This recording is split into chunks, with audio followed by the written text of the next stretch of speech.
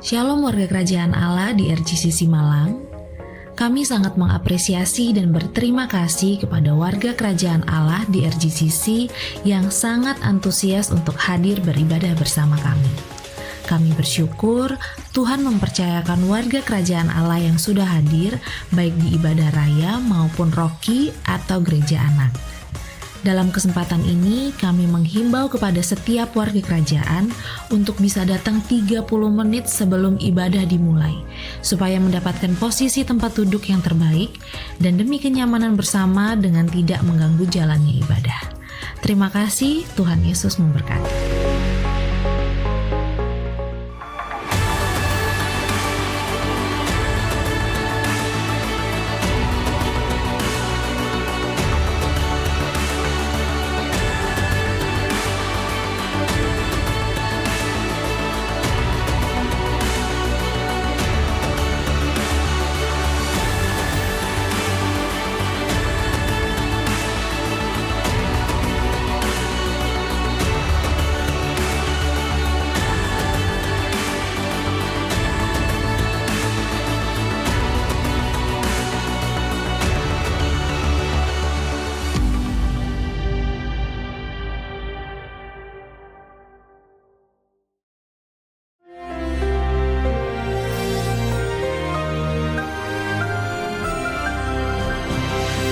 Shalom warga kerajaan, how to become a kingdom influencer. Pada minggu yang lalu saya ulangi sedikit, berbicara tentang seorang wanita Samaria yang ditemui Tuhan Yesus di sebuah yaitu sumur. Dan bagaimana dia menjadi consumer, menjadi distributor. Daripada dia mencari air yang bisa yaitu menyegarkan hidupnya, memberikan hidup kekal, dia ketemu dengan Kristus. Apabila engkau tahu siapa yang bicara kepadamu, engkau meminta kepadanya, dia akan memberikan kepadamu, yaitu air kehidupan itu. Saudara, 6 tahun kemudian, saudaraku, sejarah mencatat. Pada saat itu, saudaraku, bagaimana banyak orang dipengaruhi lihat kehidupan perempuan Samaria ini, yang namanya adalah Potini. Dia punya 2 orang putra, Potinus yang dipanggil Victor, dan juga Yoses, dan 5 orang putri. Dia pernah menikah 5 kali, remember? Kemudian pergi ke mana? Saudaraku, ke Kartago. Saya belajar sesuatu. Ketika saya cuma ada di rumah, tidak kemana-mana, nothing happen. Tetapi ketika saya keluar melintasi batas, breakthrough, menerobos, hal-hal yang ajaib terjadi. Pada waktu dia di Kartago, Afrika, putranya yang pertama Victor menjadi tentara Romawi. Tetapi dia bersama putra bernama Yoses, dan 5 putri masih tinggal di Samaria. Kemudian terdengar bahkan sampai Kaisar Nero. Saudara ingat bagaimana kalau seseorang itu cakap dengan pekerjaannya, bahkan dia berdiri di hadapan raja-raja. Pada saat itu, singkat cerita, dia dengan 2 putranya dan juga 5 orang putri pergi menghadap Kaisar Nero. Dan saudara tahu apa yang dihadapi? Yang dihadapi adalah aniaya. Maaf ya, ke-5 putrinya dipotong payudaranya, lalu dikuliti, saudaraku, ya, mati sebagai martir. Dan pada saat itu yang disuruh mengawasi adalah putri Kaisar Nero sendiri, dan justru bertobat, dan namanya adalah Santa Domnina. Saudara, bagaimana kedua putranya? Victor itu disuruh menyangkal Yesus, dia tidak mau dan tentu saja dimartir. Tetapi pada waktu Potini dihadapkan kepada Kaisar Nero, dia berkata, mataku dibuat buta, matanya dibutakan, tetapi Allahku hidup dan melihat. Daripada kamu menyembah berhala yang buta. Saudaraku, dia mati sebagai martir. Dan karena itu dia dan 2 putra bersama 5 putri, dan ada seorang pejabat kerajaan Romawi bernama Sebastian, saudaraku, yang juga bertobat melihat janji Tuhan, pertolongan Tuhan atas keluarga mereka. Dan Santa Domnina, putri daripada Kaisar Nero, menjadi pengikut Kristus. Karena itu perhatikan saudaraku, mungkin kita mulai dengan agak ragu-ragu seperti Potini ini. Pada waktu itu selaku dia bertemu dengan orang-orang sekotanya, dia berkata, dia menceritakan segala sesuatu apa yang aku perbuat. Seringkali dalam hidup saya, tidak selalu, seringkali Tuhan memberitahu apa yang dihadapi orang tersebut. Dosa yang disembunyikan, atau masalah yang belum dibereskan, bahkan nama orang itu, kadang-kadang rumahnya. Tetapi selalu itu hanya untuk meyakinkan bahwa kami menyampaikan tentang the living Christ. Dan kita melihat bagaimana, saudaraku, dari seorang yang tadinya cuma ragu-ragu menjadi seorang yang luar biasa, bahkan bersedia jadi martir dan jadi martir bagi nama dari Tuhan Yesus. Karena itu, kalau saat ini kita masih baru, masih ragu-ragu, don't worry, Tuhan akan menuntun kita menjadi pahlawan iman. Di dalam nama dari Tuhan Yesus, terimalah kasih karunia, rahmat, dan damai sejahtera dari Kristus. Sebagaimana, saudaraku, istri pada Kaisar Nero bertobat lewat pelayanan Paulus, putri daripada Kaisar Nero bertobat lewat pelayanan Potini. Tuhan memberkati kita. Amin. Amin. Shalom RGCC. Sekali lagi shalom RGCC. Oke, puji nama Tuhan, kita boleh ada di tempat ini, kita bersama-sama untuk tujuan kita satu di tempat ini, yaitu meninggikan Raja di atas segala raja yang telah mati dan bangkit untuk setiap kita. Saya undang Bapak Ibu Saudara, adik-adik Rocky, kita berdiri semuanya. Kita mau membaca beberapa ayat untuk mengawali ibadah kita hari ini. Di Filipi 3 ayat 7 sampai ke 11. Mari kita baca bersama-sama, 1, 2, 3. Tetapi apa yang dahulu merupakan keuntungan bagiku, sekarang kuanggap rugi karena Kristus. Malahan segala sesuatu kuanggap rugi karena pengenalan akan Kristus Yesus Tuhanku lebih mulia daripada semuanya. Oleh karena dialah aku telah melepaskan semuanya itu dan menganggapnya sampah supaya aku memperoleh Kristus.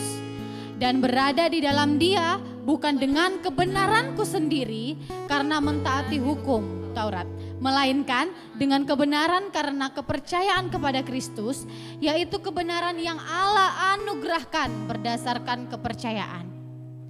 Yang ku kehendaki ialah mengenal Dia dan kuasa kebangkitannya dan persekutuan dalam penderitaannya, di mana aku menjadi serupa dengan Dia dalam kematiannya, supaya akhirnya beroleh kebangkitan di antara orang mati. Dari setiap apa yang kita baca, mari kita sama-sama meluruskan kembali, mengkalibrasi kembali, apa sih motivasi hati kita, motivasi kita hari ini untuk kita datang sekedar beribadah kepada Tuhan. Apakah kita hanya datang beribadah supaya Tuhan, kalau aku beribadah, Tuhan bisa kasih apa buat aku? Apa yang Tuhan bisa lakukan buat aku? Aku datang beribadah ya Tuhan, tapi Tuhan tolong promosi aku di kerjaanku. Aku datang beribadah Tuhan, tapi tolong Tuhan pulihkan kembali keluargaku. Biarlah dari apa yang kita baca ini kita mengerti bahwa semua itu memang Tuhan bisa lakukan. Tapi jauh lebih besar daripada itu, biarlah kita mengenal kehendaknya, kuasa kematian dan kebangkitannya yang jauh lebih mulia, yang jauh lebih agung daripada sekedar Dia menyembuhkan kita, Dia meluputkan kita dari masalah kita dalam keluarga, dalam keuangan, dalam relationship. Tapi kita mau mengerti bahwa biarlah pengenalan kita akan Kristus itu yang memerdekakan setiap kita. Masalah terbesar kita manusia sesungguhnya ialah kematian akibat dosa. Dan masalah terbesar itu telah diselesaikan oleh Kristus Yesus di kayu salib. Dan karena itulah, karena Yesus yang telah menyelesaikan segalanya di kayu salib itu, kita ada di tempat ini. Jadi kalau misalnya kita hari ini datang beribadah, kita bukan lagi untuk menyogok Tuhan. Tuhan aku baik, Tuhan aku hari ini pelayanan Tuhan. Jadi Tuhan lakukan yang lebih buat aku. No, kita hari ini datang untuk menyembah Dia, kita mengucap syukur. Bahkan kita menyadari kita harus semakin berkurang dan Kristus semakin bertambah dalam kehidupan kita. Are you ready RGCC? Mari nikmati Tuhan, kematian dan kebangkitannya telah menyelamatkan setiap kita.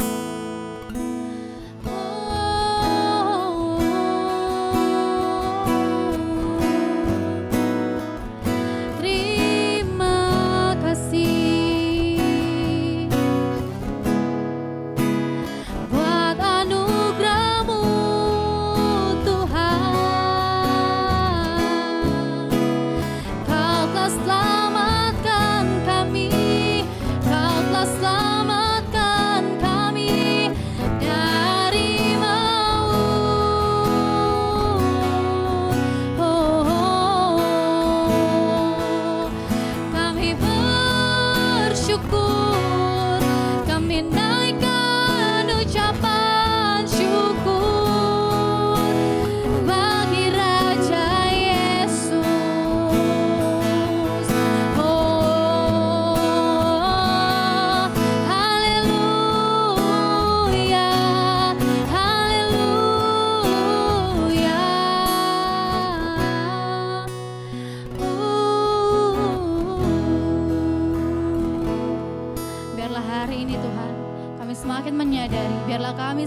semakin berkurang, Kristus semakin bertambah.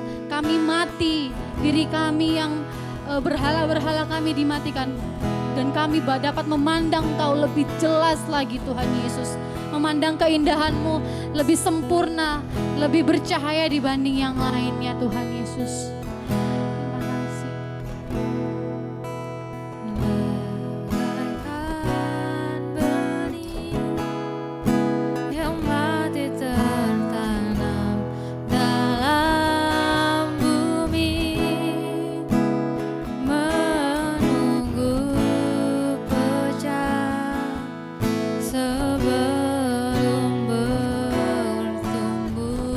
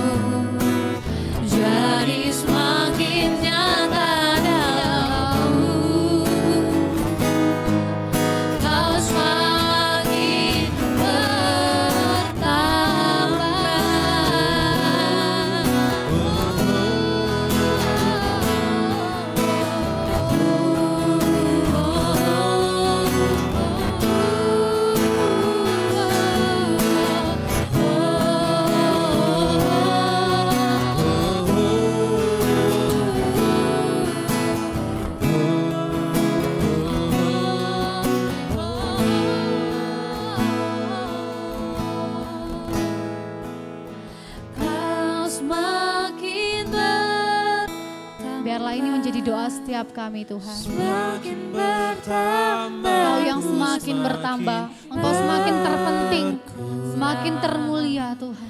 Tenggelam di dalam kemuliaan-Mu, Kau Terima kasih karena Engkau menghisap kami di dalam cerita-Mu Tuhan. Thank you Lord.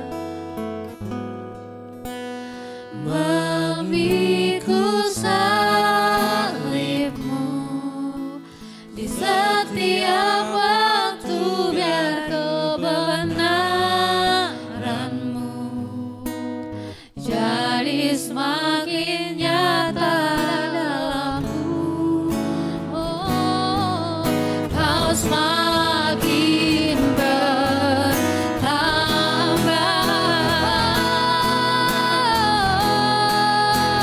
Kau semakin bertambah, semakin bertambah, ku semakin berkurang, tenggelam di dalam kemuliaan-Mu, Kau semakin bertambah. Memikul salib-Mu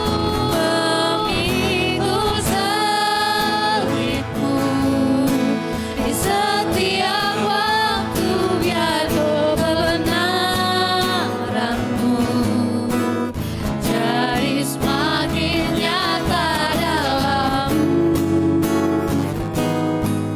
Kau semakin bertambah, oh, nyata dalam hidupku. Kau semakin bertambah, semakin nyata, nyata dalam hidupku. Kau semakin bertambah,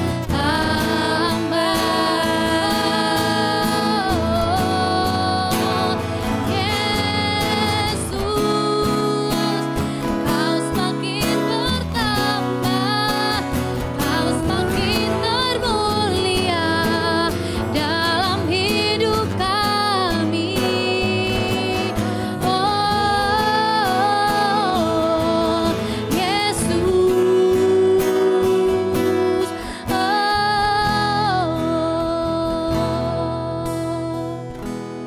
Thank you Lord. Terima kasih buat salib, karya salib-Mu yang menghidupkan setiap kami. Ampuni kami yang kalau hari ini kami datang Tuhan, dengan segala kebanggaan kami, dengan segala keakuan kami. Ampuni kami karena kami sering melupakan pengorbanan-Mu di kayu salib. Ampuni kami yang suka melupakan bagaimana darah-Mu yang berharga itu tercurah buat setiap kami. Kami yang gak layak, tapi Engkau layakkan. Kami yang harusnya mati karena dosa-dosa kami, tapi Engkau berkata sudah selesai, bahwa kami sudah ditebus, bahkan kerajaan maut tidak dapat menghampiri setiap kami. Kami bersyukur Tuhan Yesus. May I never boast in anything except the cross of Jesus Christ. May I not forget the blood He shed. It is by His grace I am alive. May I never forget in anything. Ampuni setiap kami yang selalu membanggakan diri kami. Kami lupa bermegah di dalam Kristus Yesus. May I not forget the blood He shed. It is by His grace I am alive. May I never boast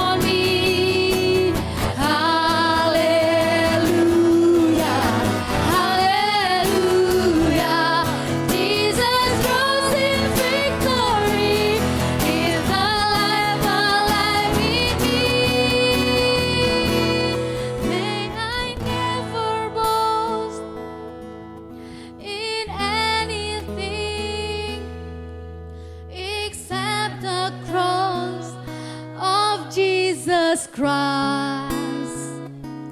May I not forget the blood He shed. It is by His grace I am alive.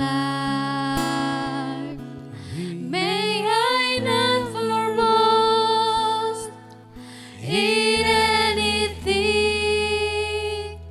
except the cross of Jesus Christ. May I not forget the blood He shed. It is by His grace I am alive. Because of Christ I am alive. Because of Christ I am alive. Because of Christ I am alive. Mari kita sorak-sorai karena Kristus Yesus yang membuat kita setiap ini hidup sampai hari ini, beroleh kemenangan karena kuasa kematian dan kebangkitan Kristus. Kami mengucap syukur Tuhan Yesus buat kasih-Mu, buat anugerah-Mu yang luar biasa buat setiap kami. Dan semua yang siap menari bersorak-sorai buat Tuhan kita Yesus Kristus katakan, amin.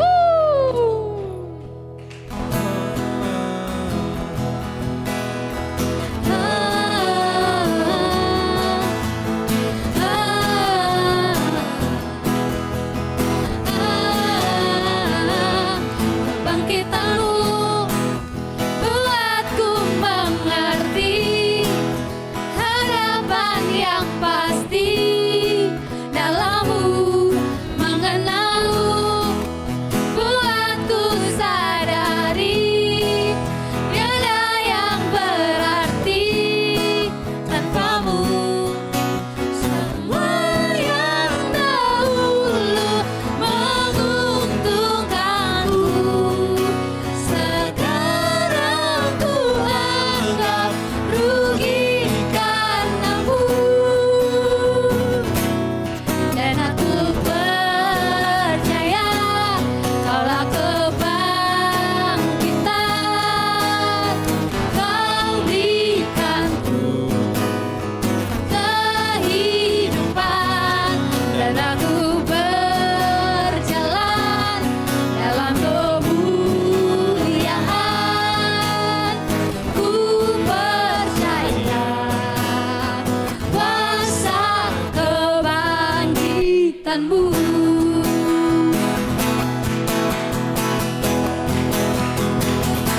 Kebangkitan-Mu buatku mengerti harapan yang pasti dalam-Mu, mengenal-Mu, buatku sadari tiada yang berarti tanpa-Mu.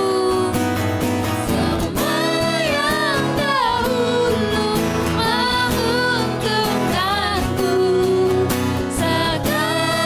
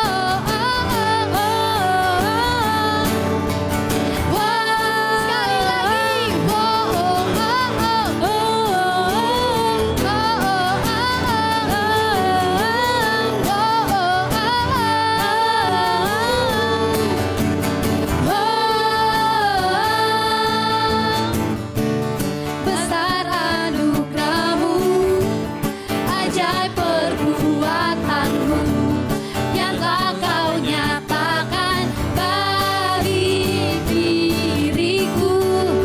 Ku kagum akanmu, akan kebaikanmu. Hidup baru kau beri, kau telah barat aku jadi tarian, hapus celah dosa dan masa laluku. Kini ku jadi lebih dari pemenang. Sekarang ku bersuka, sekarang ku bernyanyi, ku berikan hidupku bagimu, bagi kemuliaanmu. Sorak kemenangan, berikan bagiku, hidupku takkan sama lagi, jadi lebih dari pemenang.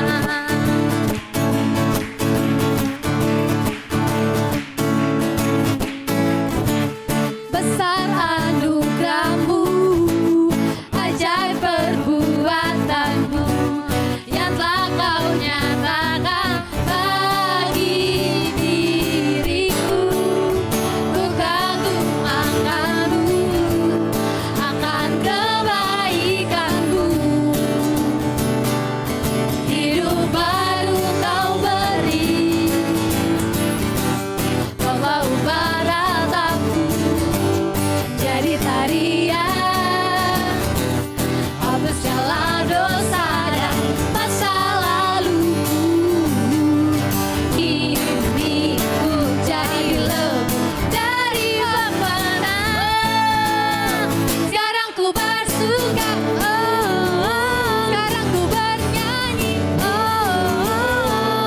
berikan hidupku bagimu, bagi kemuliaanmu. Sorak kemenangan, kau berikan bagiku, hidupku takkan sama lagi, ku jadi lebih dari pemenang.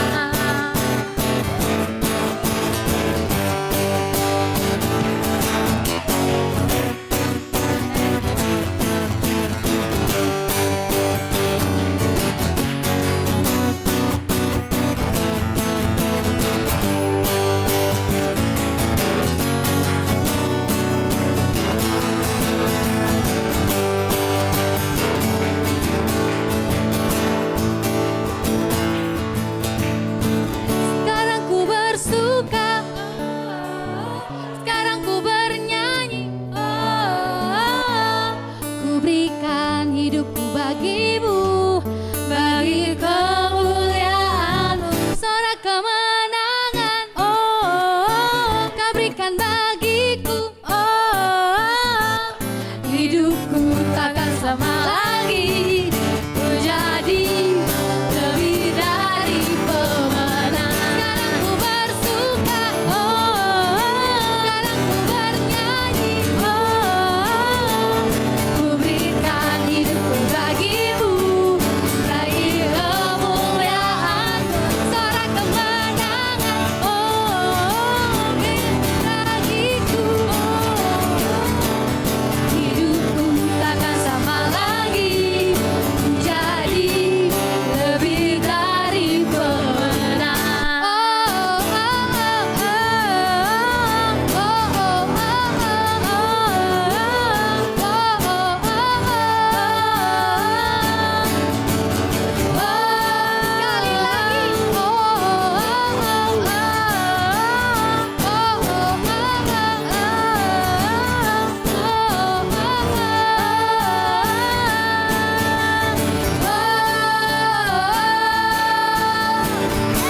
Sekali ayo silakan adik-adik Rocky, ayo sini, silakan Rocky.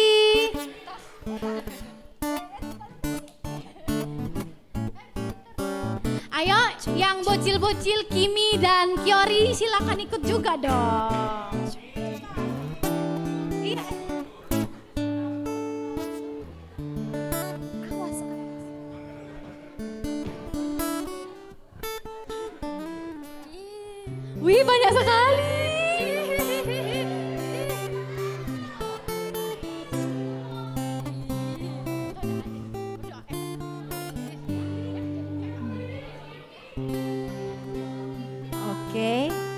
Hari ini kedatangan K2 ya.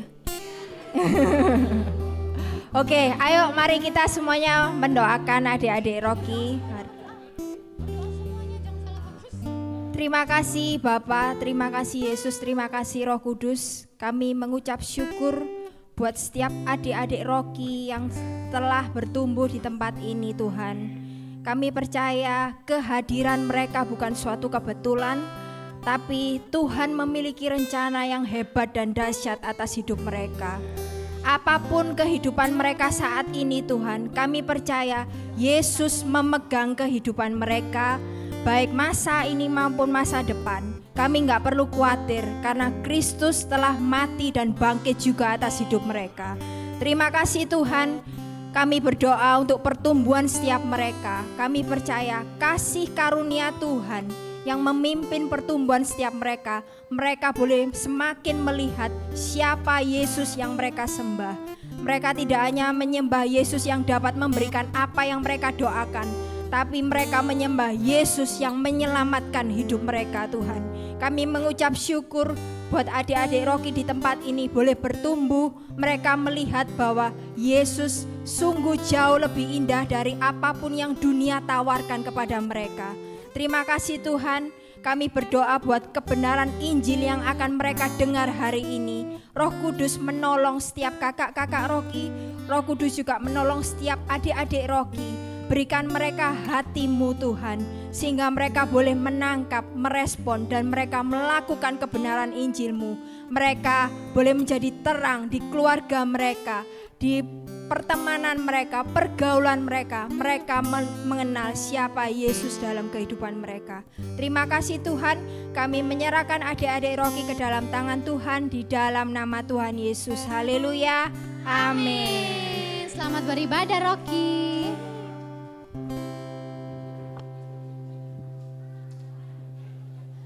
Shalom warga kerajaan, sudah saatnya kita memberikan persembahan. Persembahan dapat diberikan melalui transfer ke nomor rekening gereja, maupun melalui scan QR di aplikasi yang telah tersedia. Bagi Bapak Ibu yang ingin memberikan secara cash, dapat mengambil amplop persembahan yang tersedia di meja asar. Ingat Bapak Ibu Saudara, kita memberi bukan karena kita ingin diberkati, namun karena kita sudah diberkati. Sebelum kita memberikan persembahan, mari kita berdoa. Kami boleh bersyukur Tuhan karena kasih karunia dan damai sejahtera-Mu kami ada di sini. Terima kasih Bapa karena kami hari ini bisa diberikan kembali untuk memberikan persembahan. Kami tahu persembahan yang kami berikan ini bukanlah bentuk dari validasi diri, namun sebagai bentuk kami ucapan syukur kepada Engkau yang telah mengaruniakan anak-Mu yang tunggal bagi kami. Terima kasih Bapa, kiranya persembahan ini dapat berguna untuk memperluas kerajaan-Mu. Kami sudah berdoa dan mengucap syukur. Amin. Selamat memberi, selamat hari Minggu. Tuhan Yesus memberkati. Shalom semuanya. Ada beberapa pengumuman yang mungkin saudara perlu dengar, ya.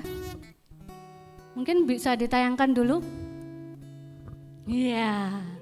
Kita sudah berber katanya ya, bulan berber berarti tanda bahwa kita akan segera Natalan, oke? Jadi ini tema Natal kita di bulan Desember 2024 adalah The Son of Man. Kita akan dilayani oleh Undivided ya teman-teman semua, sahabat-sahabat, saudara semua, Bapak Ibu. Kita akan dilayani oleh Undivided. Yang gak tahu tentang Undivided bisa silahkan searching di YouTube atau di IG juga sudah banyak. Oke, dan buat teman-teman kita berharap bahwa setiap yang hadir di sini bisa menyampaikan share ini banyak-banyak ke teman saudara supaya setiap orang boleh mengalami keindahan Injil. Amin.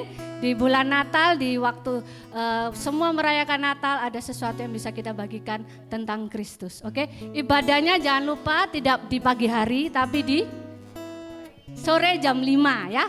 Sore jam 5 itu pengumumannya. Dan pengumuman selanjutnya adalah hole child dedication ya, penyerahan anak. Dan gereja ini khususnya di RGCC ini mungkin tahun yang waktu kita ada di tempatnya di Karis penyerahan anak itu ya. Nah, pertama kali ini, yang kedua kali kita akan ada penyerahan anak. Tepuk tangan dulu dong. Ada beberapa orang tua muda yang akan siap menyerahkan anaknya, angkat tangan dong. Yang di belakang itu mungkin ya, ye. Nah, penyerahan anak ini bukan baptisan anak, ya, karena anak-anak tidak dibaptis, tapi penyerahan anak termasuk dalam dukungan gereja untuk orang tua. Bagaimana gereja ini mengingatkan kepada orang tua bahwa ini loh, kamu sudah dikasih anak, itu adalah anugerah. Amin. Bukan hebatnya kamu bisa punya anak. Banyak di luar sana yang belum punya anak, tapi kalau kita diberi kepercayaan untuk punya anak, itu artinya bahwa kita perlu bertanggung jawab di hadapan Tuhan. Termasuk bentuk mengingatkan kepada orang tua dan anak-anak bahwa kedaulatan Tuhan nyata atas kehidupan keluarga yang akan menyerahkan anak nanti. Jadi orang tua mengingatkan terus bertumbuh dalam Tuhan supaya bisa mendidik anaknya dalam takut akan Tuhan. Jadi bukan diserahkan, ayo gereja didikan anakku, bukan itu ya. Diserahkan ke Rocky, ya jadikan anakku pintar ya.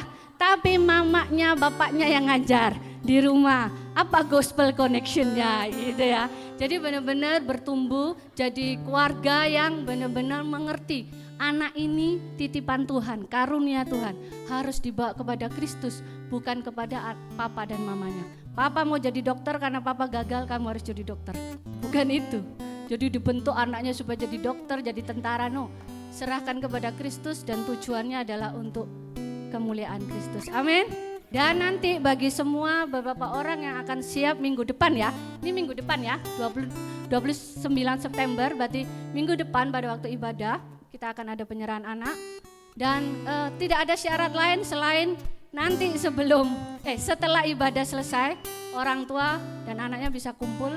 Nanti kita akan bagikan pesan sedikit dari Bapak Gembala. Oke, sekian pengumuman dari kami. Sudah ya? Oke, Tuhan Yesus memberkati. Oke.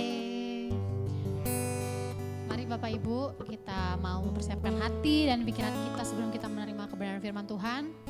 Ini ada lagu baru yang mau kita nyanyikan. Lagu ini translate dari bahasa Inggris, kita nyanyikan bahasa Indonesianya. Biarlah setiap katanya itu boleh berbicara kepada diri kita sendiri. Biarlah itu menjadi perenungan kita juga selama kita menyembah Tuhan. Thank you Lord. Terima kasih Tuhan Yesus.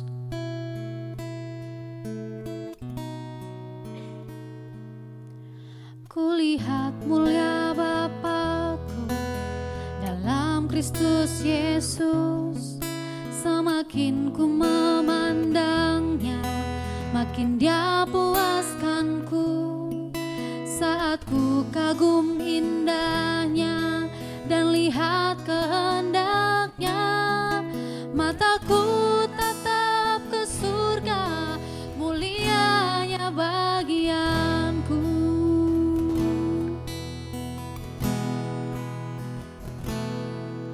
Harapan dalam cobaan, padanya ku percaya. Hatiku dia selaraskan, dia beriku kekuatan. Berjalan mengikut Yesus saat ku tak mengerti. Ku tahu Tuhan bekerja, mulianya bagianku.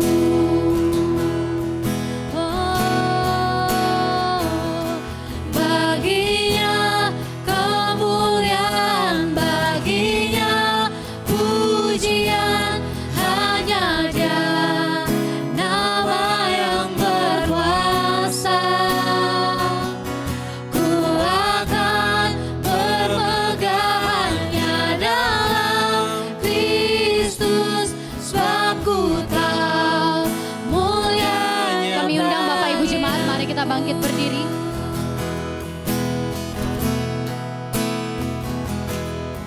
Lihat tangannya terentang di atas salib itu, yang mereka anggap lemah, layak setiap pujianku.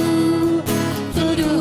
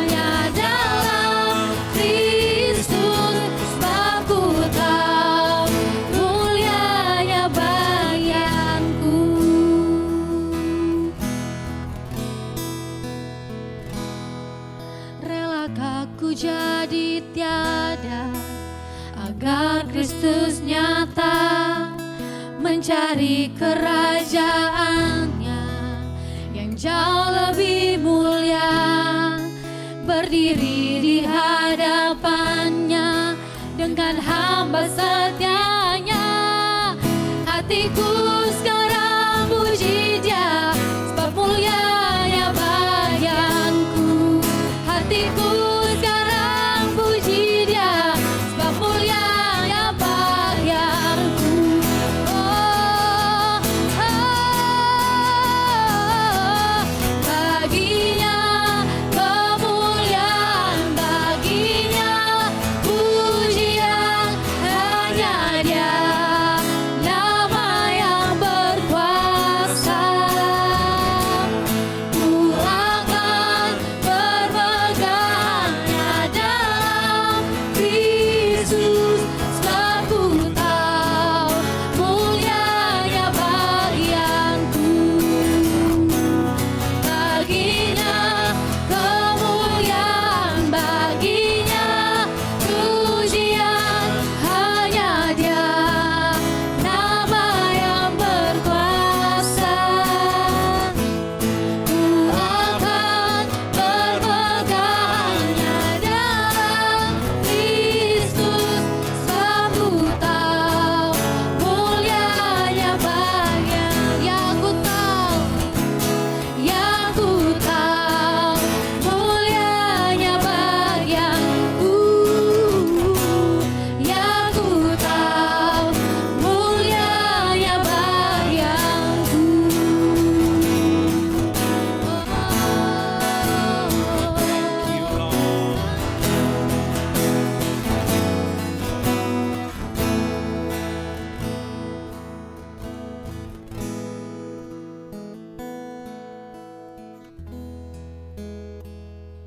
Kembali kami diingatkan Tuhan, saat kami merenungkan betapa kami tidak pernah Tuhan, kami menyenangkan Hati-Mu. Hati kami ini selalu licik, hati kami ini selalu menginginkan keuntungan untuk diri kami sendiri itu. Betapa dalamnya Tuhan, kalau kami seringkali berbuat kesalahan, seringkali kami tidak mengikuti apa yang Tuhan mau, kehendak-Mu, seringkali bertentangan dengan kehendak kami, dengan keinginan kami. Kami mempunyai ekspektasi sendiri dalam kehidupan kami Tuhan. Ampuni kami Tuhan, biar Tuhan kami boleh melihat keindahan-Mu Tuhan. Kalau kemuliaan itu menjadi bagian dalam hidup kami, bukan karena kami Tuhan, tapi karena Kristus yang sudah mati, menebus tiap dosa kami, dan bangkit untuk memberikan kami hidup Tuhan. Kami mengucap syukur oleh karenanya Tuhan. Dan kami dengan pengertian itu Tuhan, kami mau menyambut firman-Mu Tuhan. Kami mau berikan hati kami Tuhan, hati yang rela untuk mengikut apa yang Tuhan mau dalam hidup kami. Hati yang rela untuk kami mau terus belajar, mengerti setiap kehendak-Mu. Hati yang mau terus dibentuk Tuhan, untuk kami menjadi serupa dengan Engkau. Terima kasih Tuhan, kami percaya Tuhan, saat kami mengerti pun sekalipun, saat kami mengerjakan dengan baik sekalipun, itu pun karena tuntunan Roh Kudus-Mu Tuhan. Terima kasih Tuhan, kami mau menyambut firman Tuhan dengan penuh sukacita, hanya di dalam satu nama Tuhan Yesus Kristus, yang siap mendengar firman Tuhan. Sama-sama katakan, amin. Shalom Bapak Ibu, silakan duduk. Suaranya saya belum mendengar ya. Shalom Bapak Ibu. Ya masih 150.000 orang lah ya. Padahal kita di sini ada 170.000, kurang 20.000 kayaknya yang ngomong ya. Oke, hari ini saya mau menyampaikan firman Tuhan. Saya kasih judul dengan sebuah pertanyaan. Ya, jangan dijawab dulu nggak apa-apa ya. Haruskah saya melayani? Mungkin dalam kita sudah belajar Injil cukup lama ya, sudah 2-3 tahun ini ya belakangan. Kita bersyukur dengan kasih karunia Allah, kita bersyukur dengan apa yang sudah Tuhan kerjakan di kayu salib. untuk menebus setiap dosa kita, ya, baik kita sadari maupun enggak kita sadari. That is the fact. Itu adalah fakta. Dan kita yang seharusnya tidak layak menerima itu karena dosa kita, namun kita menerimanya. Tapi hari ini ada satu pertanyaan kepada kita semua, ya. Apakah saya harus melayani? Mungkin kita sering mendengar gini ya, aduh Kak, aduh Pak Pendeta, aduh Ko, aduh C, aduh, pokoknya aduh. Belum jatuh saudaraku sudah adu-adu terus. Saya ini mau melayani tapi kok belum ada panggilan ya. Hati saya ini kok merasakan masih belum ya. Ya, mungkin ada yang ngomong gitu. Kalau saya melayani ini kan nggak bisa dipaksa. Nggak bisa kan, loh melayani kan harus dari hati, setuju ya. Tapi kan kalau dipaksa gimana ya saya kalau melayani. Mungkin ini ada pertanyaan-pertanyaan klise ya kan. Pertanyaan-pertanyaan yang sudah ditanyakan sejak zaman dulu juga mungkin ya.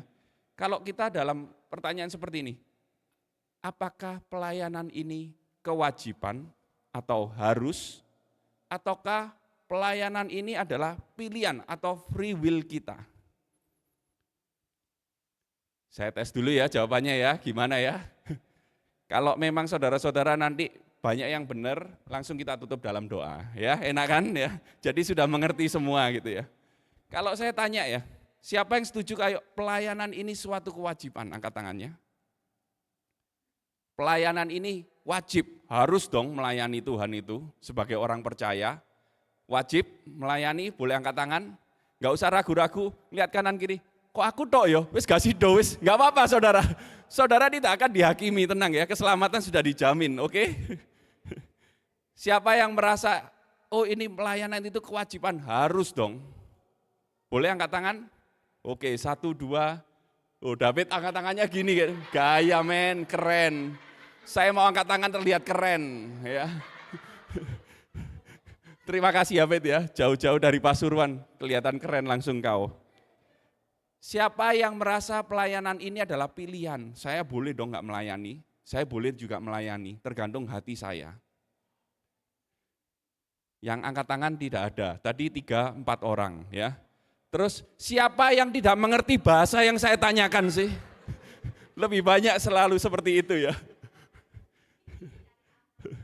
Ya, oke. Kalau gitu jawabannya juga saya taruh di belakang ya, supaya saudara tidak pulang duluan nanti ya, mendengar firman Tuhan sampai habis. Kita akan belajar dari firman Tuhan. Klik.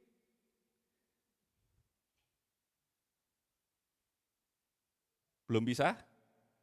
Oke, dibantu ya. Thank you, Koko Ben. Lukas pasal 17 ayat 7 sampai 10. Yang kuning wanita membaca, yang hijau pria membaca. Oke, 7 wanita dulu. Lukas pasal 17 ayat 7 sampai 10. 2, 3.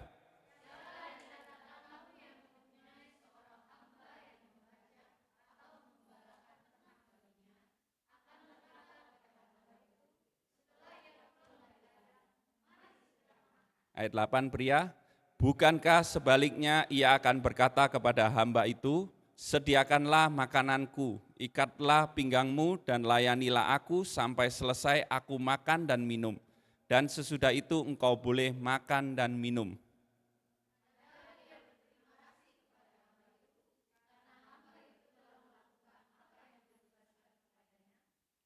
Demikian jugalah kamu, apabila kamu telah melakukan segala sesuatu yang ditugaskan kepadamu, hendaklah kamu berkata, kami adalah hamba-hamba yang tidak berguna.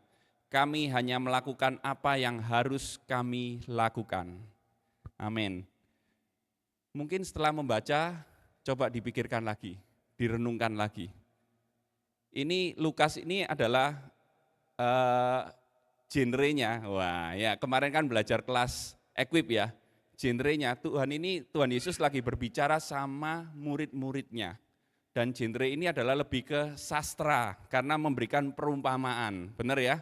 Jadi bukan berarti terus Tuhan itu mau memperbudak murid-muridnya. Enggak, Tuhan Yesus gini. Kenapa kok Tuhan saya lebih setuju Tuhan bukan memperbudak tapi memakai perumpamaan antara hamba dan tuan. Sama seperti kalau saya ngomong sama anak saya. anak saya mau saya persiapkan, dia mau misalnya sudah lulus kuliah, mau masuk ke dunia kerja. Saya kan ngomong kan, di dunia kerja itu kamu harus disiplin loh. Siap-siap dimarahin loh. Kalau berbuat salah, terima kalau dimarahin. Nah, apakah saya nggak mengasihi anak saya kalau saya ngomong gitu? Bukan kan, saya berbicara menerangkan apa yang akan terjadi, apa yang seharusnya terjadi. Memberikan nasihat, memberikan briefing. Ya, kurang lebih seperti itu ya konteksnya di Lukas pasal 17 ayat 7 sampai 10. Dan saya yakin ayat ini cukup membingungkan saudaraku. Karena setelah hamba ini melakukan tugasnya dengan baik, masih nggak berguna. Dan mungkin ini jarang sekali dikhotbahkan di gereja-gereja. Ya, karena saya sendiri pun nggak pernah menerima khotbah ini selama saya bergereja, tapi saya harus menyampaikan kebenaran firman Tuhan ini, jadi belajarnya cukup lumayan ya kemarin ya. Cukup memeras otak, menyelidiki semuanya, tapi bersyukur kita harus tahu apakah saya harus melayani sih. Kemudian seperti ini ya, hamba dan tuan. Ya, lebih detail lagi ya, kita lanjut ya.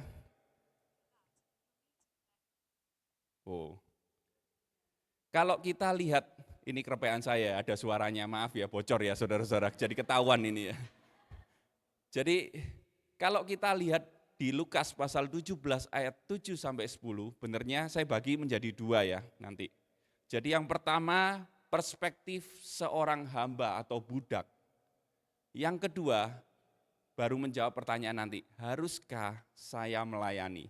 Dan di akhir kita pasti tahu bagaimana kita melihat salib Kristus tentang pelayanan ini ya. Oke, saya mulai yang pertama, perspektif hamba, seorang hamba atau seorang budak. Di pasal 7 sampai 9, ya oke. Siapakah di antara kamu yang mempunyai seorang hamba yang membajak atau menggembalakan ternak baginya akan berkata kepada hamba itu, setelah ia pulang dari ladang, mari segera makan. Pulang dari ladang. Jadi zaman dulu hamba itu pagi dia bangun, kemudian dia bekerja di ladang dan pulang, ya kan? Ada lagunya kan kalau pulang dari ladang, ayo coba Ibu Gembala lagunya gimana? Contohnya gantian, saya biasanya kalau ditanyain contohnya kaget gitu ya, sekarang gantian. Ya, jadi bukankah sebaiknya ia akan berkata kepada hamba itu, sediakanlah makananku. Loh, hamba ini sudah bekerja di ladang, waktu pulang dia harus menyediakan makanan buat tuannya sebelum hamba ini makan. Dikatakan gitu, ikatlah pinggangmu dan layanilah aku sampai selesai aku makan dan minum. Jadi hamba itu harus menyelesaikan pekerjaannya dulu untuk tuannya, dan sesudah itu engkau boleh makan dan minum. Ya, jadi ini Yesus yang ngomong loh tentang perumpamaan hamba dan tuan. Dan ayat 9, adakah ia berterima kasih kepada hamba itu karena hamba itu telah melakukan apa yang ditugaskan kepadanya. Mungkin waktu kita baca ini, maksudnya Tuhan ini apa ya? Keterlaluan sekali ya Tuhan Yesus ini ya. Masa nggak ada terima kasihnya sih? Seorang tuan kepada hambanya, kalau itu perumpamaan Tuhan dengan kita, masa Tuhan juga nggak berterima kasih? Kita sudah melayani, kita itu sudah bayar harga men, kita itu sudah bayar duit, keluar waktu, keluar tenaga, berkeringat, perasaan, di ghosting, di apapun semuanya. Tuhan, masa nggak ada terima kasihnya kepadaku sih? Aku sudah melayani seperti ini. Cerita dalam Lukas pasal 17 ini, ayat 7 sampai 9 ya, Yesus berbicara memang kepada murid-muridnya, perumpamaan tentang cerita hamba dan tuan. Jangan dikira dulu, kalau hamba zaman dulu itu tidak manusiawi. Benernya ini manusiawi dan ini normalnya cerita seorang hamba di zaman dulu. Mereka itu kalau pulang dari ladang, itu kurang lebih ya, mungkin para ahli ngomongnya kurang lebih jam 3 sore. Nah kalau kita hari ini bekerja, siapa yang pulang bekerja jam berapa? Jam 5, saya juga jam 5. Lebih gak manusiawi kita ternyata ya, kalau dipikir-pikir kan.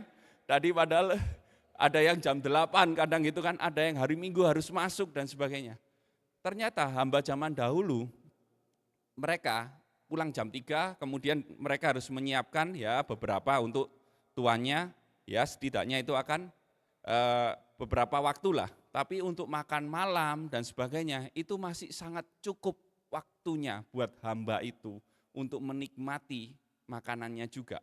Jadi bukan sesuatu yang tidak manusiawi ya. Tadi saya sudah menyampaikan contoh kan, kalau saya memberikan gambaran kepada Sharon, halo gitu, gambaran kepada anak saya tentang dunia kerja, bukan berarti saya itu enggak sayang sama anak saya. Tapi ini kita harus ngomong kebenarannya, kita harus ngomong yang seharusnya. Ada yang tahu Paul Washer? Nah, Pastor David, Bapak Gembala kita seringkali khotbah ngasih quote-nya Paul Washer ya. Bukan katanya Pastor David kan, ini bukan Paul tukang cuci loh ya. Washer memang washer mencuci tapi bukan tukang cuci ya. Pernah bicara gini quote-nya, your best friend is the one who tells you the most truth. Artinya apa? Buanglah sampah pada tempatnya, pinter ya. Artinya gini loh saudara-saudara, teman baik kita, bestie ya biasanya gitu, bestie kalian siapa? Bestie kita itu ternyata katanya Paul Washer adalah orang yang bicara tentang kebenaran kepada kita. Wow, keren ya. Bestie kita yang sebenarnya itu orang yang berbicara tentang kebenaran firman Tuhan kepada kita.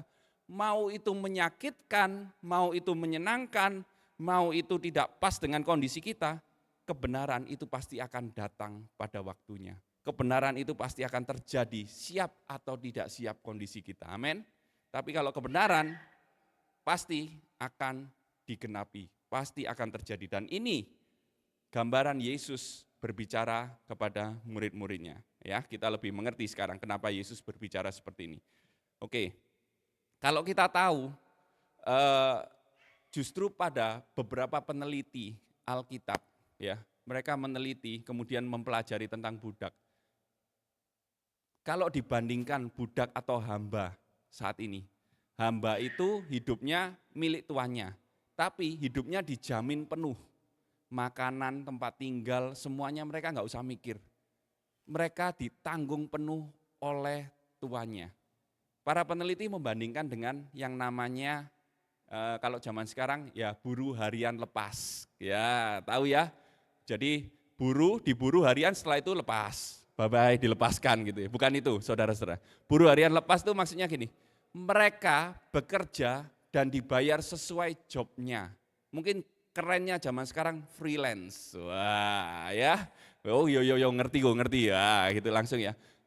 Kalau zaman dulu freelance dibandingkan dengan budak atau hamba seperti ini bekerja, kalau dihitung-hitung ternyata para peneliti itu ngomong gini, lebih enak loh jadi hamba atau budak.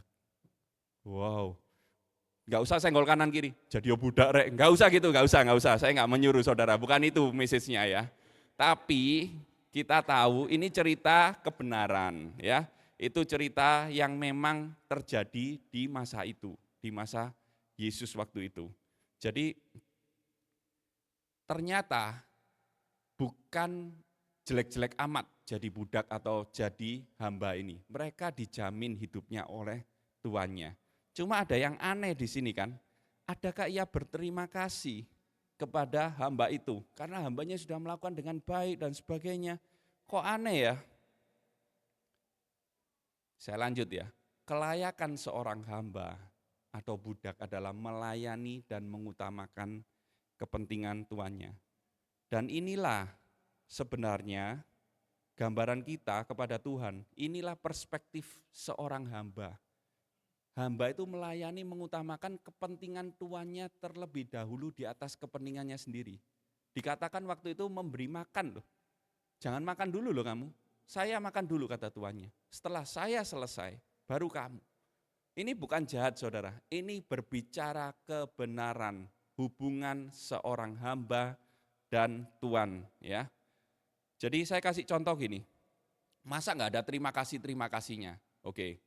Siapa di sini yang seorang anak dilahirkan dari orang tua? Ada yang enggak dilahirkan dari orang tua? Siapa di sini yang seorang anak pernah dikasih makan sama orang tuanya? Angkat tangan. Siapa yang waktu dikasih makan ngomong, terima kasih papa, terima kasih mama? Enggak ada? Enggak ada? Kita ngomong ini enggak berperi kemanusiaan ini ngawur ini. Kalau saya tanya seperti itu, saya juga enggak terima kasih. Apakah Anda tidak berperi kemanusiaan? Apakah Anda juga ngawur? Oh iya juga ya gitu ya jadinya ya. Jadi mikir. Karena gini loh, memang inilah kewajiban seorang hamba. Memang itulah kewajiban orang tua memberi makan kepada anak-anaknya. Waktu saya sebagai orang tua sama istri saya, kita merawat, mendidik anak-anak kita, kita juga nggak berharap anak kita ngomong terima kasih dan sebagainya. Karena ini kewajiban dari seorang orang tua. Setuju ya? Bisa dipahami ya, make sense ya? Jadi ini gambaran kita kepada Tuhan. Bagaimana kita, memang kita ini anak, kita itu sudah ditebus status kita anak, tapi kita itu masih hidupnya kita sebagai seorang hamba, kita punya tugas, kita menghamba kepada Tuhan kita, Tuhan Yesus. Jadi lebih dalam lagi ya, kita paham ya, perspektif seorang hamba kepada Tuhan. Kita mengutamakan kepentingan tuannya dulu daripada kepentingan diri kita sendiri. Dikatakan di situ, itu kebenaran. Lukas pasal 17 ayat 7 sampai 9. Saya lebih dalam lagi untuk ayat yang ke-7. Dikata-kata seorang hamba yang membajak. Seorang hamba yang membajak atau mengembalakan ternak baginya. Kata mengembalakan di sini saudara-saudara, artinya adalah bahasa aslinya, bisa dibaca bersama-sama saya. Poima, ini bukan poima eeno, bukan gitu ya Kodev ya. Terima kasih Pastor Diki.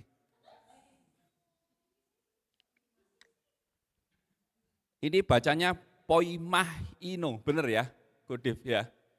Jadi jangan eeno, kalau eeno nanti keluar yes saudara-saudara ya kan. Jadi enggak selesai-selesai kita hari ini nanti. Artinya apa? Poimahino, to act as a shepherd, melakukan seperti seorang gembala, mengerjakan tugas seperti seorang gembala. Dan poimaino ini dipakai di beberapa kata yang sama bahasa aslinya. Bahasa aslinya kalau perjanjian baru itu Yunani saudara-saudara ya, karena tulis kebanyakan bahasa Yunani. Ada beberapa ayat yang saya catat di situ. Yohanes pasal 21 ayat 16. Waktu itu Yesus berbicara kepada Simon Petrus. Dia ngomong, gembalakanlah domba-dombaku. Itu kata yang sama, poimaino. Di Kisah Para Rasul ayat 20 sampai 28. Menggembalakan jemaat Allah. Jadi hal yang sama, menggembalakan. Mungkin kalau di Lukas tadi kita merasa, oh ini untuk menggembalakan ternak. Ternyata domba, ternyata apa? 1 Petrus pasal 5 ayat 2, gembalakanlah kawanan domba Allah yang ada padamu. Ini berbicara menggembalakan, melayani jemaat Tuhan saudara-saudara. Melayani jiwa-jiwa. Jadi kita tahu Lukas pasal 17 ayat 7 sampai 10 berbicara mengenai memang bagaimana kita seorang hamba perspektifnya kepada Tuhan kita yaitu Tuhan Yesus ya. Kita melayani dan melayani jiwa-jiwa. Gembalakanlah domba-dombaku, melayani gereja Tuhan saudara-saudara. Lanjut. Yang kedua. Poin kedua, haruskah saya melayani? Kira-kira saudara-saudara, setelah mendengar yang tadi poin 1, ayat 7 sampai 9. Sekarang kita masuk di haruskah saya melayani. Pertanyaannya ini kembali lagi, saudara-saudara, siapa yang memilih kalau pelayanan itu adalah keharusan, kewajiban? Angkat tangan. Siapa yang memilih kalau pelayanan itu adalah free will atau pilihan? Angkat tangan. Yang masih tidak mengerti kata-kata saya, bahasa saya bisa meninggalkan tempat ini dengan segera 1, 2, 3. Kayaknya masih ragu ya. Tapi kayaknya sudah mengerti mungkin ya. Sudah mengerti tapi iya enggak gitu ya. Takut kayaknya kalau saya suruh keluar kemudian berdiri 1 kaki, tangan di atas dan menulis nanti 100 kali. Saya harus menjawab dengan benar dan tepat gitu ya. Itu adalah masa-masa di sekolah dulu ya, kita selalu didisiplin waktu kita membuat kesalahan. Jadi terbawa kayaknya sampai hari ini ya, kayaknya tertancap di dalam hati setiap kita. Jadi kalau tanyain takut salah, mendingan tidak jawab gitu ya. Padahal nilainya 0, tidak jawab itu pasti salah saudaraku ya. Ngawur itu 50 banding 50, 50-50 Mas Ian. Bisa salah, bisa benar kan ya. Kalau kita sudah mendengar cerita tadi ya, haruskah saya melayani? Saya lanjut saya ambil dari 2 ayat yang terakhir ya, ayat 9 dan ayat 10. Adakah ia berterima kasih kepada hamba itu karena hamba itu telah melakukan apa yang ditugaskan padanya? Demikian jugalah kamu apabila kamu telah melakukan segala sesuatu yang ditugaskan kepadamu, hendaklah kamu berkata, kami adalah hamba-hamba yang tidak berguna. Kami hanya melakukan apa yang harus kami lakukan. Tambah aneh. Gitu ya saudara, tadi sudah ngomongin tentang perspektif seorang hamba, kita sudah bisa memahami, kita karena enggak berterima kasih juga kepada orang tua kita. Tapi setelah hamba itu menyelesaikan tugasnya, malah disuruh ngomong, tetap aja kami ini hamba yang tidak berguna. Ini terkadang kita itu sering mendengar khotbah di gereja, teman-teman kita sharing dan sebagainya mungkin ya, sesama Kristen mungkin bahkan, kita itu sering mendengar pasti gini kan, ayo melayani Tuhan, supaya kamu lebih baik loh hidupmu.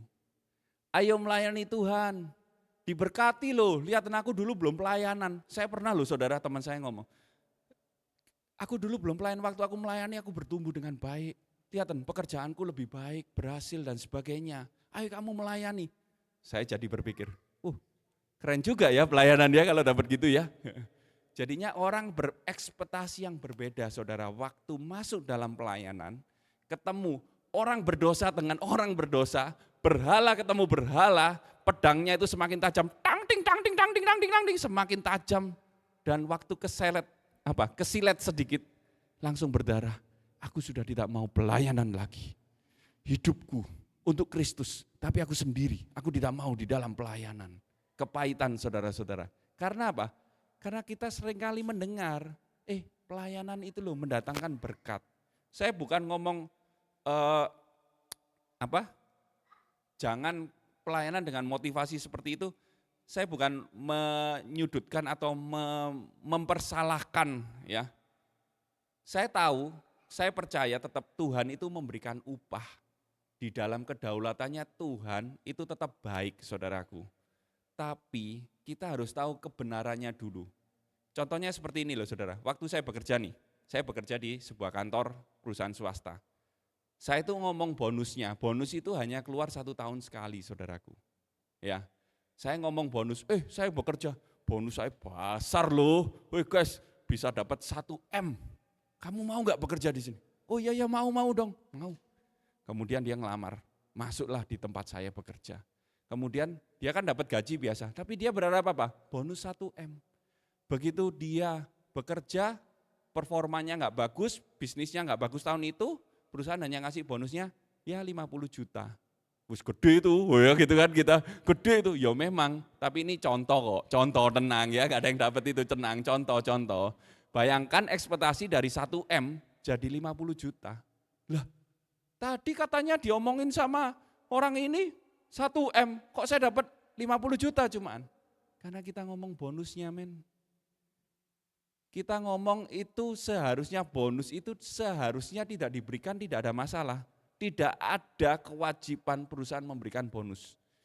Undang-undang tenaga kerja berbicara mengenai salary, basic salary, transportasi, kemudian uang makan, boleh dan tidak boleh. Ada yang wajib itu adalah upah minimum. Kemudian hak cuti, itu yang wajib. Tapi kayak tunjangan transport, tunjangan makan, kemudian bonus, itu boleh diberikan, boleh tidak. Nah kita kalau bicara sesuatu yang bukan fix kebenaran, bukan firm kebenaran kita omongin, ternyata orang itu tidak mendapat, disitulah ada kekecewaan kan. Padahal kalau kita bicara firman Tuhan hari ini, jadinya kebenaran ini yang kita merasa aneh ya. Kok kita hamba tidak berguna, padahal ini kebenarannya saudara-saudaraku di hadapan Tuhan. Ini yang hati kita perlu bertobat. Kalau hari ini kita melayani, kita itu melayani seperti apa motivasi kita, saudaraku, di hadapan Tuhan. Saya masuk lagi di kata tidak berguna.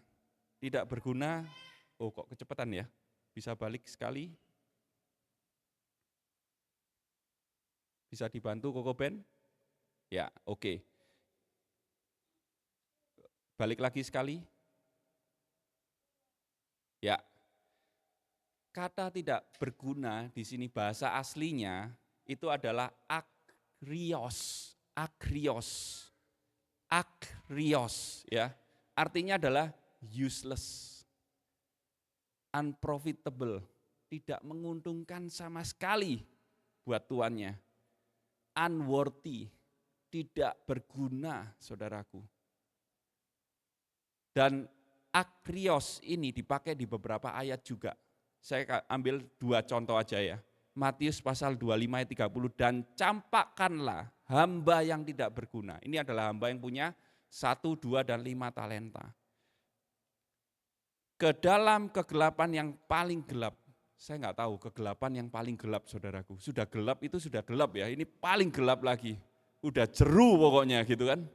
Di sanalah akan terdapat ratap dan kertak gigi. Ini bicara tentang hamba tidak berguna. Hamba yang berdosa, hamba yang tidak melakukan seperti yang tuannya mau. Roma pasal 3 ayat 12. Semua orang telah menyeleweng, mereka semua tidak berguna. Tidak ada yang berbuat baik, seorang pun tidak.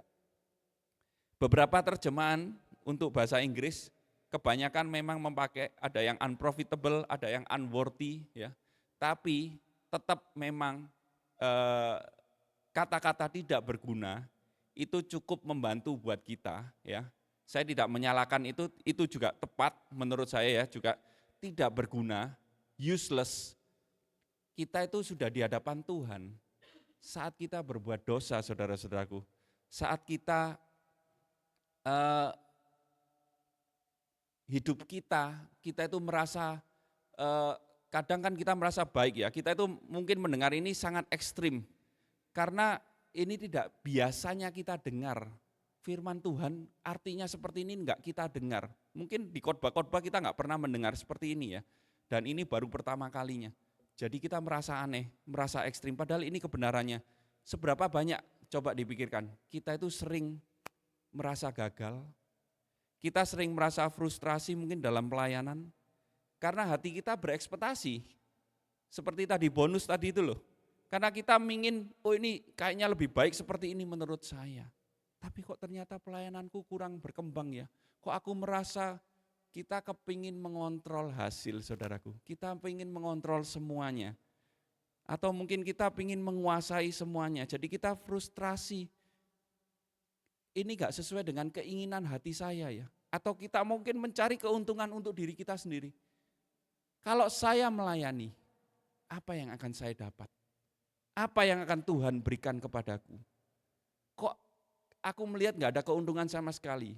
Waktu saya melayani saudaraku, mungkin saudara-saudara yang melayani punya pengalaman juga, pasti ada waktu yang harus kita korbankan. Pasti ada duit yang harus kita keluarkan. Entah itu nanti nraktir makan, entah itu nanti dipinjemin ya sama orang lain, entah itu nanti saya nanti harus membantu yang lain dan sebagainya. Kemudian apalagi? Pikiran asalnya dari mana? Dari hati. Sudah sakit hati aku. Aku ini sudah, siapa yang sering melayani? Anak pelayanannya gini, kalau mereka ditanyain nggak pernah jawab saudaraku. Di ghosting sampai 1 minggu, 2 minggu. Tapi kalau mereka butuh, 1 detik langsung keluar WA-nya. Nggak usah angkat tangan, nanti ketahuan saudaraku ya. Jadi korban banyak perasaan, uang, waktu, tenaga, semuanya. Tapi kok tetap hamba tidak berguna, saudaraku. Benarnya firman Tuhan di sini menunjukkan aslinya, basicnya, defaultnya kita tidak pernah berguna di hadapan Tuhan. Tuhan tidak pernah membutuhkan kita, saudaraku. Tuhan memang memakai kita, tapi Tuhan tidak membutuhkan kita untuk menjadi seorang raja, untuk menjadi seorang Tuhan. Tuhan tidak butuh kita. Tanpa ataupun dengan kita, Tuhan tetaplah Tuhan. Bisa dipahami ya? Justru kita yang butuh Tuhan, saudaraku. Justru kita ini loh yang seharusnya butuh. Apa yang dilakukan seorang hamba tidak pernah melebihi apa yang seharusnya dia lakukan bagi tuannya. Ya memang itu tugasnya. Itu memang kewajiban seorang hamba, seorang budak untuk mengerjakan tugasnya, saudaraku. Jadi kalau hari ini saudara ditanyain, apakah saya harus melayani? Pelayanan itu kewajiban, saudaraku. Pelayanan itu keharusan kalau kita sebagai orang percaya sudah diselamatkan. Kita sebagai orang percaya, kita menerima, kita percaya kepada Kristus. Kita wajib melayani Tuhan. Mungkin yang jadi pertanyaan, nah terus nanti kan jadi terpaksa nih. Saudaraku, kita harus tahu prinsipnya ini dulu ya. Yang dilakukan hamba sebaik apapun, tidak pernah melebihi yang seharusnya dia lakukan untuk tuannya. Artinya gini, kita tidak akan pernah bisa melakukan extra miles kepada Tuhan. Kalau kepada manusia mungkin bisa, ya. Jadi kalau orang minta 1.000 kalian kasih 2.000 extra miles. Tapi kepada Tuhan, Tuhan tidak pernah membutuhkan kita defaultnya. Dia Tuhan. Sebelum kita ada, Dia adalah Tuhan, Allah Tritunggal yang berkuasa. Sesudah kita tidak ada pun, Tuhan tetaplah Tuhan. Bisa dipahami ini ya teologinya ya. Jadi kita tidak pernah melakukan extra miles kepada Tuhan. Kita hanya bisa melakukan kepada sesama kita. Namun semuanya kan nggak bisa dipaksa nih. Saya harus melayani, oke, itu keharusan, itu kewajiban. Tapi bagaimana kalau saya belum mendapat panggilan? Bagaimana kalau saya kok belum merasakan ya harus melayani? Ini saudaraku, waktunya kita mengkalibrasi hati kita. Ya, kita harus ingat berita Injil itu. Kita yang nggak layak. Kita yang seharusnya menerima hukuman. Kita harusnya mati karena dosa kita. Tapi malah Yesus menggantikan posisi kita yang seharusnya kita yang dihukum dan mati itu. Kita hari ini kita malah bebas. Kita hari ini malah menjadi kudus dan mulia karena perbuatan Yesus. Jadi jangan hoaks gini saudaraku. Ayo bangun saat teduhmu supaya kamu jadi kudus. Kita nggak akan pernah kudus. Perbuatan baik kita itu loh, kain kotor di hadapan Tuhan. Bahasa aslinya, kain kotor itu artinya adalah, sorry to say, softtek yang sudah dipakai, pembalut wanita yang sudah terpakai. Kotor seperti itu di hadapan Tuhan. Perbuatan baik kita saudaraku. Jadi kita tidak akan pernah bisa menyelamatkan diri kita waktu kita dalam posisi berdosa. Manusia itu boleh hebat, belajar apapun bisa, mau belajar teknologi, mau belajar masak, mau belajar olahraga, kesenian, semuanya canggih, naik pesawat lebih, sekarang bisa keluar angkasa dan sebagainya. Mau belajar apapun bisa, tapi ada dua hal yang selamanya tidak akan bisa kita selesaikan. Manusia tidak akan bisa selesaikan, yaitu dosa dan kematian. Menjadi bagian hidup kita selamanya. Tapi puji nama Tuhan, oleh karena kasih karunia-Nya, hari ini kita dibebaskan dari dosa dan kita dibangkitkan dari kematian. Kita bisa mengalahkan dosa dan kematian bukan performa kita, tapi performa Kristus, perbuatan Yesus, di mana Yesus menyerahkan dirinya mati di kayu salib. Oleh karena itu saudara, saya mengajak setiap jemaat Tuhan, yang hari ini mungkin saudara belum melayani, kalian boleh bergabung di gereja ini melayani, memberi diri untuk diperlengkapi. Saudara bisa bergabung di Komsel, nanti akan dibuka kelas Exalt awal tahun depan, ikut sebagai langkah awal untuk kita bisa melayani. Ya, kita diperlengkapi dulu, nanti bisa menghubungi ada Bapak Ibu Gembala, ada para leader tempat ini, Gembala Komsel, ada pelayan yang ada juga, Asher, saudara boleh bertanya bagaimana saya mau melayani. Kalau yang sudah melayani dan mungkin saudara ada pergumulan, ingat berita Injil ini. Ingat kalibrasi hati kita. Mungkin kita pernah jatuh atau mungkin kita pernah dikecewakan di dalam pelayanan. kalibrasi hati kita. Karena hati kita itu senantiasa kecenderungannya pingin berontak. Hati kita itu pingin gak setia, gak mau sengsara, gak mau repot, gak mau menderita. Mending aku gak melayani, cukup kok aku sudahan. Saya berdoa firman Tuhan hari ini mengubahkan pikiran kita, memperbarui hati kita lewat lensa Injil, membuat kita semakin menyadari betapa besarnya, betapa panjang, lebar, dalam, tinggi kasih-Nya Tuhan kepada setiap kita secara individual. Dan begitu kita itu tidak berharganya loh di hadapan Tuhan. Kita semakin menyadari betapa pentingnya Tuhan, arti Tuhan dalam hidup kita. Seperti lagu tadi ya, saya semakin kecil, Tuhan semakin besar. Karena Injil saudara-saudara, kita itu bisa memulai pelayanan kita. Kita itu bisa Allah Bapa melihat kita kudus oleh karena kasih karunia-Nya. Kalau enggak, pelayanan kita itu enggak layak di hadapan Allah Bapa. Oleh karena kasih karunia Kristus terlebih dahulu, kita bisa memulai pelayanan kita. Karena Injil, kita semua bisa berkomitmen di dalam pelayanan. Karena Yesus sudah terlebih dahulu komitmen sampai mati menyerahkan dirinya untuk kita. Karena itu kita bisa berkomitmen sampai hari ini. Kita semakin sadar karena Injil, pelayanan ini adalah hal yang sewajarnya, sudah selayaknya, sudah sepantasnya aku lakukan sebagai milik Kristus. Ini bukan aku extra miles, ini aku melakukan sesuatu yang lebih untuk Tuhan. Nothing. Ini adalah yang wajar, memang harus kita lakukan, memang ini harus kita kerjakan.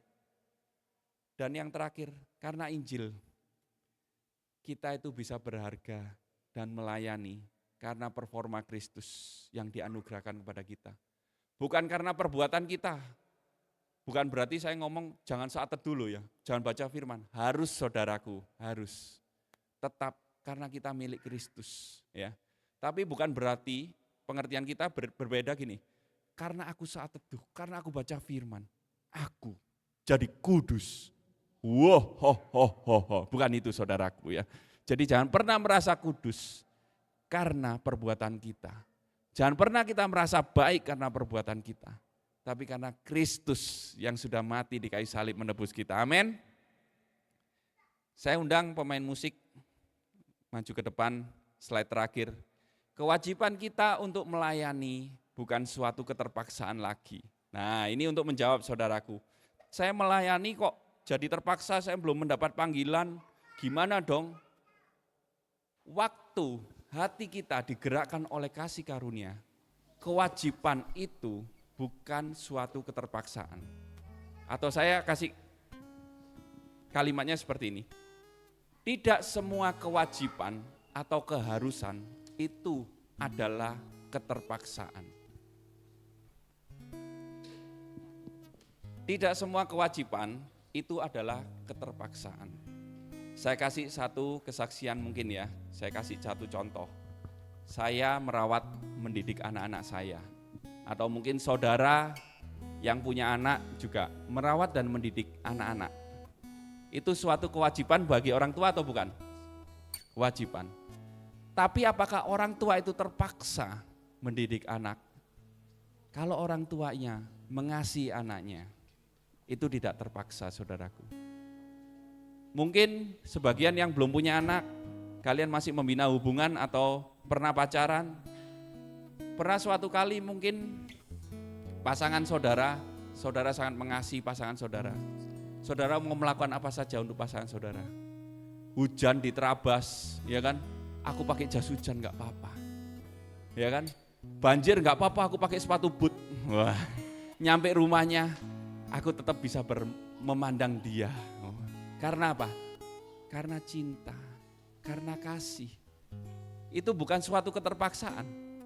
Tugas seorang pasangan memang ya dia harus menepati janjinya dan sebagainya. Tapi untuk menepati janjinya itu bukan keterpaksaan kan? Kalau kita mengasihi orang itu. Suami mengasihi istrinya, istri menghormati suaminya. Memang kewajibannya sudah seharusnya, tapi apakah kita terpaksa? Tidak kan? Karena kita mengasihi mereka. Satu kesaksian saudaraku, saya merawat mendidik anak-anak saya. Ini kewajiban kan, kita tahu semua. Kewajiban ini tentunya memaksa saya dulunya. Waktu saya belum belajar Injil, belum mengenal Injil, belum melihat dari lensa Injil. Saya dan istri saya punya tugas, dan saya sebagai kepala rumah tangga, saya pingin anak-anak saya bisa menjadi orang yang berhasil. Anak-anak yang sukses. Siapa yang orang tua gak kepingin kayak gitu, coba. Wah, anakku sing biarno gak sukses saya, gak ada kan. Orang tua gendeng iki pasti gitu kan, kita pasti edan iki wong tua nih gitu kan. Tapi semuanya pasti pingin anak-anaknya berhasil. Demikian juga saya, saudaraku. Saya berpikir seperti ini. Oh, saya harus mengajar anak-anak saya. Ya kan, firman Tuhan loh, kita harus mengajar loh, memberitakan firman loh. Tapi berbeda saudaraku. Saya berpikir kalau saya memberikan contoh, jadi teladan leadership saya sebagai kepala keluarga, itu tindakan yang terutama untuk mendidik anak-anak. Karena mereka belum mengerti firman Tuhan.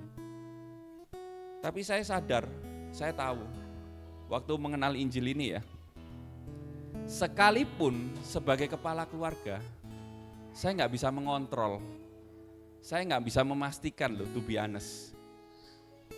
Secara jujur, saya tidak bisa memastikan, punya kendali untuk memastikan masa depan anak saya. Siapa orang tua yang setuju ini? Pasti. Karena anak-anak punya lingkungannya sendiri, kita nggak tahu apa yang mereka perbuat dan sebagainya, pertumbuhannya banyak hal ya. Dan waktu anak-anak saya bertumbuh, karena saya punya ekspektasi saudara-saudara, saya itu terkadang jadi emosional saat mereka tidak berjalan sesuai dengan ekspektasi saya.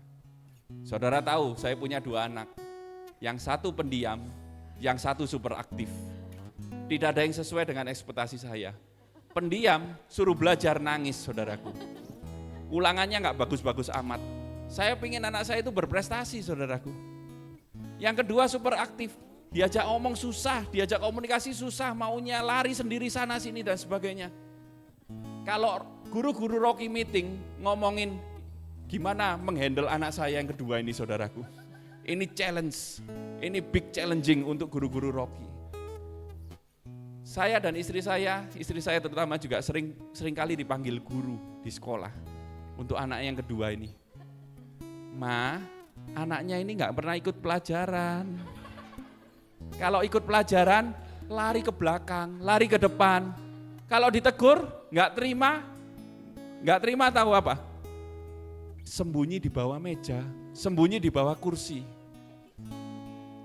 Tidak ada satupun yang bisa mengontrol, saudara. Itu membuat kadang saya itu berpikir, itu membuat kita frustrasi loh. Saya frustrasinya adalah gini, apa yang akan terjadi sama anak-anak saya nantinya? Kayak seperti ini. Ya kan? Mungkin kita bisa membayangkan kan? Kita selalu pingin yang perfect, kita selalu pingin yang hebat. Saya pingin anak saya yang nomor 1, belajar pinter, ulangannya 100 terus. Tapi ulangannya 60, 70, 80 dia sudah seneng. Ya wis lah. 80 kok seneng sih nak, papa itu mau nangis ngeliat kamu gitu kan. Tapi nanti tidak memotivasi dia gitu kan. Ya, belajar lagi ya naik gitu ya. Selamanya saya sadar, saya tidak bisa mengontrol masa depan anak-anak saya. Tahu nggak gambaran ini? Mirip mungkin waktu kita melayani. Kita punya ekspektasi. Kita boleh berplanning saudaraku, harus, wajib. Tapi kita punya ekspektasi yang ini harus terjadi sesuai dengan keinginanku. Ini harus terjadi sesuai dengan rencanaku. Ini yang harus terjadi saat pelayanan itu tidak sesuai dengan ekspektasi kita. Kita jadinya mundur. Kita jadinya mungkin lari. Kita mungkin jadinya hari ini mungkin hati kita kacau. Saya harus melayani atau enggak? Kita tahu ini kewajiban. Kembali lagi saudaraku, firman Tuhan hari ini mengingatkan kepada kita. Kalau hari ini saudara mungkin yang melayani belum terpanggil, pelayanan itu bukan soal perasaan saudara. Anak kecil selalu memakai perasaannya, tapi tidak ada pengertiannya. kita jemaat yang sudah dewasa, kita harus mengerti untuk mengendalikan perasaan kita. Itu yang berbeda anak-anak dan orang dewasa. Saat kita mengerti kebenaran ini, saat kita melakukan pelayanan aja loh, tidak perlu Tuhan mengucapkan terima kasih. Kita loh masih hamba yang tidak berguna, saudaraku, di hadapan Tuhan. Apalagi kalau kita nggak melayani. Karena itu saya mengajak, ini kebenaran. Ini bukan berarti RGCC butuh pelayan. Kita harus berkhotbah untuk jemaat melayani. No, ini adalah kebenaran. Saudara bisa cek bahasa aslinya, saya sudah menjelaskan. Ini bukan menunggu perasaan kita dipanggil atau tidak dipanggil. Saya sudah berumur atau saya belum berumur, belum waktunya dan sebagainya. Tapi mari pribadi lepas pribadi dengan Kristus sendiri, dengan Roh Kudus sendiri. Kalau hari ini kita mendengar firman Tuhan, kita mengaminkan. Bukan perasaan yang memanggil saudara dan saya untuk melayani. Tapi kebenaran Tuhan yang memanggil kita melayani. Bukan untuk ekspektasi kita, bukan untuk tujuan kita. Kita melayani untuk Kristus. Dan selayaknya kita seorang anak yang sudah diselamatkan. Kita seorang hamba melayani tuannya. Kita berdoa. Kami mengucap syukur untuk firman-Mu. Terkadang ekspektasi kami tidak sesuai dengan kebenaran. Luruskan kembali setiap hati kami Tuhan. Kalibrasi setiap hati pikiran kami Tuhan. Bukan perasaan kami yang mengontrol hidup kami. Kebenaran firman-Mu yang memimpin kami. Roh Kudus, kami memberi diri untuk kami dipimpin oleh-Mu. Roh Kudus, kami merelakan diri kami untuk kami boleh melakukan kehendak-Mu. Nyatakan firman-Mu dalam hidup kami Tuhan. Terima kasih Tuhan, biar Engkau, kemuliaan-Mu yang semakin terpancar melalui hidup kami saat kami melayani. Terima kasih Tuhan, terima kasih Yesus.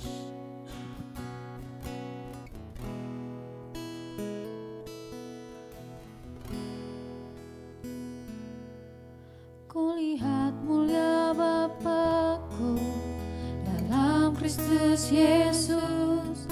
Semakin ku memandangnya, makin Dia puaskanku. Saat ku kagum indahnya, Saya undang dan kita bangkit lihat berdiri Bapak Ibu. kehendaknya, malah ku tetap ke surga, mulianya bagianku.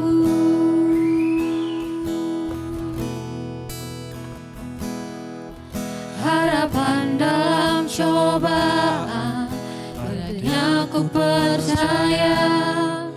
Hatiku Dia selaraskan, Dia beriku kekuatan. Berjalan mengikut Yesus, meski ku tak mengerti. Ku tahu Tuhan bekerja, mulianya bagianku.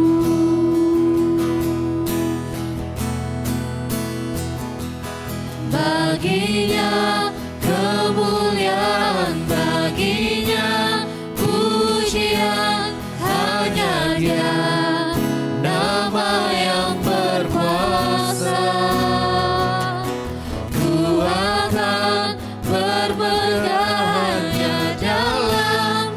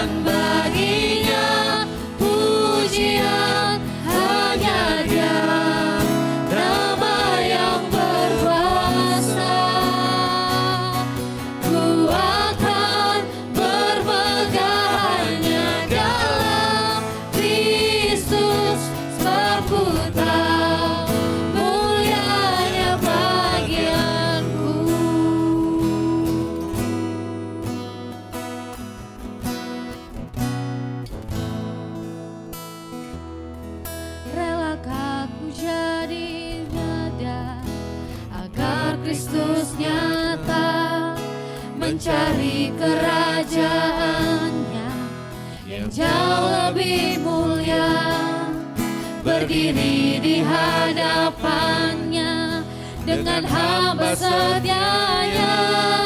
Hatiku sekarang puji Dia, sebab mulianya bagianku. Hatiku sekarang puji Dia, sebab mulianya bagianku.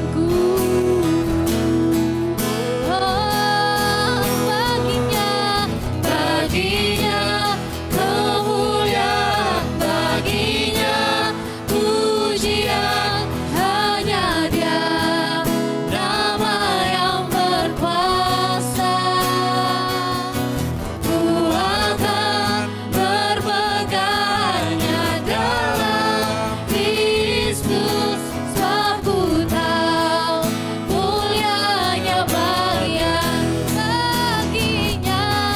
Baginya kemuliaan, baginya pujian, hanya Dia, nama yang berkuasa.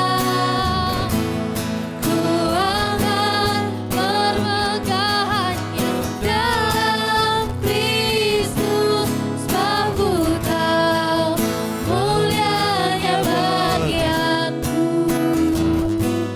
Yang ku tahu mulianya bagianku. Yang ku tahu mulianya bagianku.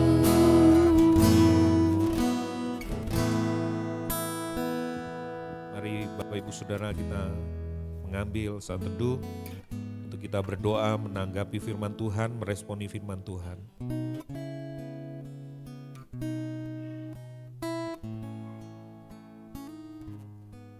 Biarlah setiap kita berdoa kepada Tuhan, Tuhan, apa yang bisa aku kerjakan, apa yang bisa aku lakukan selama Engkau memberikan hidup, nyawa di dalam hidupku ini Tuhan.